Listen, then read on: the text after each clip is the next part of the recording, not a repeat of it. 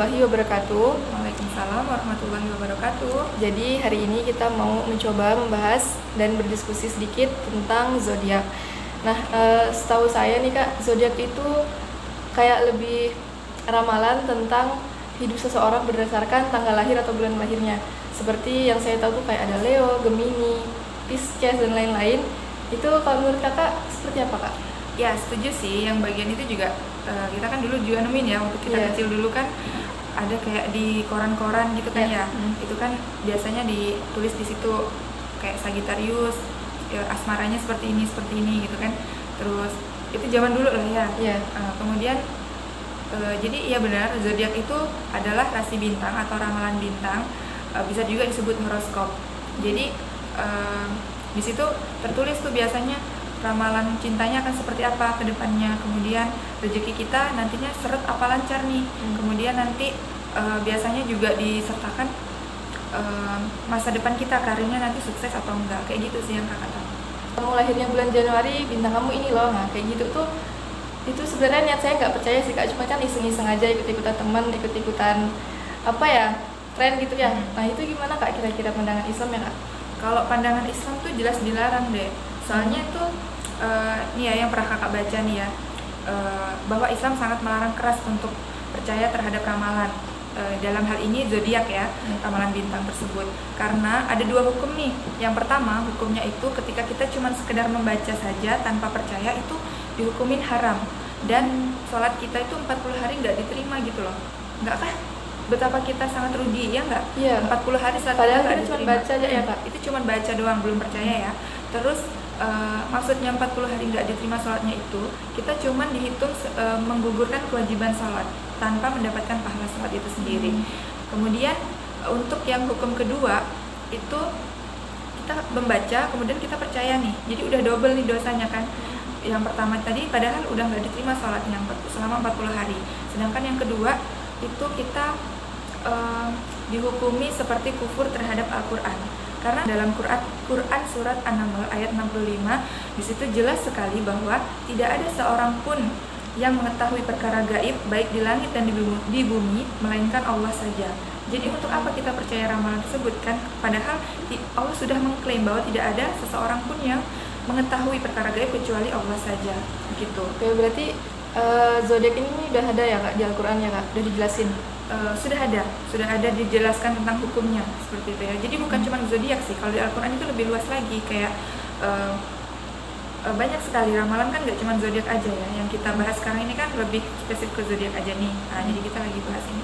Ini termasuk ke dalam ramalan, karena walaupun kita nggak datang ke tukang dukunnya langsung, itu termasuk kita seperti percaya ramalan gitu. Seperti disebut juga kita kahin, percaya tukang ramalan. Berarti daripada ikut-ikutan kayak gitu mending nggak usah ya Kak, ditinggalin ya? Iya, Kak? pasti dong, harus ditinggalkan.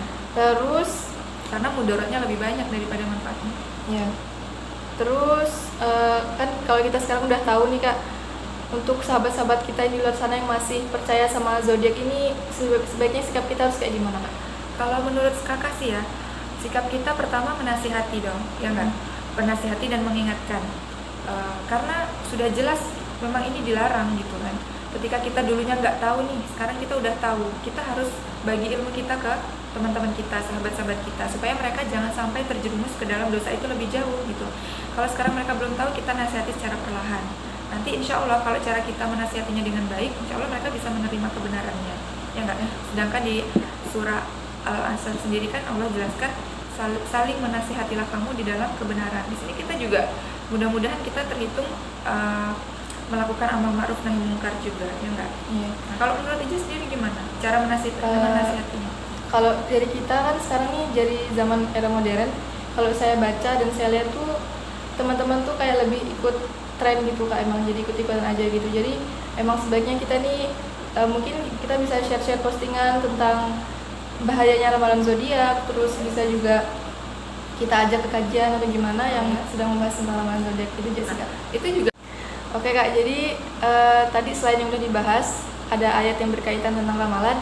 Nah kalau misalnya masih ada nih teman kita atau sahabat kita yang masih percaya sama zodiak ini nih, gimana Kak solusinya atau nasihatnya? Oke. Hal yang pertama yang harus dilakukan, dia harus bertaubat dulu kepada Allah Subhanahu wa taala dan berjanji untuk tidak mengulanginya lagi. Itulah semurni-murninya taubat, ya kan? Dia beristighfar terus meminta ampunan Allah Subhanahu wa taala. Kemudian yang kedua, berjanji untuk tidak mengulangi laginya. Untuk tidak mengulangi. Berjanji untuk tidak mengulangi, ya. Karena dosa ini kan dosa besar ya, syirik. Percaya ramalan itu kan sama aja kita percaya bahwa ada seseorang atau sesuatu yang mengetahui perkara gaib selain Allah. Gitu. Jadi kita harus bertaubat dengan sebenar-benarnya taubat, tidak mengulanginya lagi dengan kesungguhan hati. Gitu. Selanjutnya, kita harus menjadikan bahwasanya Allah itu sebagai satu-satunya sandaran. Seperti yang termaktub dalam Al-Qur'an surah At-Tolak ayat 3, "Wa may yatawakkal 'alallah fahuwa hasbuh." Bahwa bertakwalah kepada Allah, maka Allah akan mencukupkan keperluan kita atau keperluan hamba-hambanya. Jadi kita nggak perlu tuh kayak sibuk dengan percaya kepada ramalan bintang. Kita nggak perlu sibuk percaya kepada zodiak, ya kan, rasi bintang atau horoskop tadi, karena sudah cukup Allah saja yang patut kita percayai, yang harus kita percayai. Karena kita juga kalau percaya kepada selain Allah berarti kita mengingkari rukun iman yang keenam. That's right, ya kan? Rukun iman yang keenam. Itu banyak banget mudorotnya di sini. Dosa besar iya, sholatnya tadi nggak keterima 40 hari, ya kan, cuma dapat menggugurkan kewajiban aja, nggak dihitung pahala, ya nggak. Terus selain itu juga kita terhitung orang yang kufur terhadap Al-Quran. Nah, jadi padahal menurut kita mungkin sebelum kita tahu bahwa zodiak ini nih sebenarnya dosanya besar, itu kan sebelumnya kita kayak hal sepele gitu ya Kak, cuman main-main gitu jalan, tapi ternyata zodiak ini setara dengan ramalan dan dosanya itu sangat besar. Jadi meskipun zodiak ini terlihat sepele, ternyata bahwa zodiak ini sangat besar dosanya. Dan setelah kita tahu bahwa dosa zodiak itu besar, sealangkah baiknya sekarang kita untuk bertobat, kemudian juga menghindari dengan baca Al-Quran, diperbanyak, ya nggak? Ya, terus jadi bantu kayak, orang tua. Dan sampai ada waktu kosong yang bisa buat kita untuk baca-baca zodiak itu ya. Jadi waktu yang tadinya kita gunakan untuk baca zodiak tadi, kita gunakan sekarang untuk hal-hal yang lebih bermanfaat dan positif. Seperti tadi bantu orang tua, baca Al-Quran, kemudian mungkin kemas rumah, ya pokoknya kegiatan yang positif yang bisa mengalihkan perhatian kita kepada ramalan-ramalan tadi. Terima kasih ya Kak. Sama-sama. Jadi sekian diskusi yang kami lakukan, semoga bermanfaat. Mohon maaf apabila terdapat kesalahan. Assalamualaikum warahmatullahi wabarakatuh. Waalaikumsalam warahmatullahi